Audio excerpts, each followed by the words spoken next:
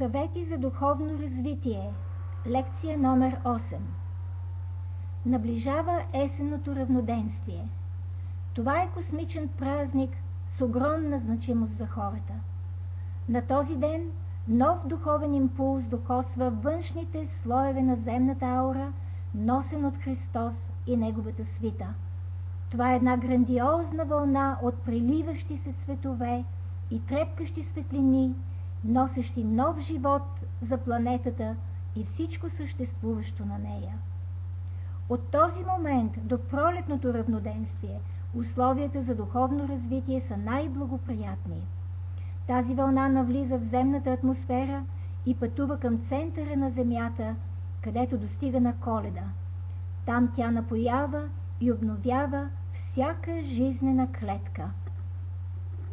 След това започва бавното си оттегляне и напуска Земята на пролетното равноденствие или около Великден. Всеки човек, който желае да достигне някакъв духовен напредък, може да го постигне с най-голяма лекота през този период. Сега условията за духовно развитие са улеснени от прииждащия духовен импулс.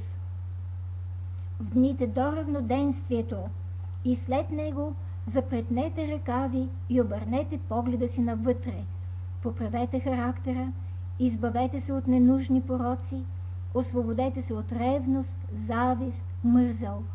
Използвайте този импулс, за да подобрите здравето си, очистите мислите и разширите сърцата си.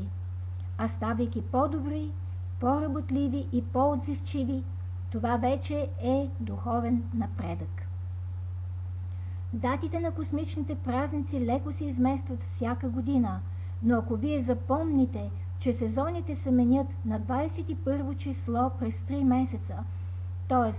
пролета започва на 21 март, лятото на 21 юни, есента на 21 септември и зимата на 21 декември, няма да сбъркате, защото тези космични празници траят няколко дни и 21 число е винаги между тези дни. И тъй 21, 22, 23, 24 и 25 септември тази година имат огромна сила. Не я пропускайте, работете усилено и се молете усилено.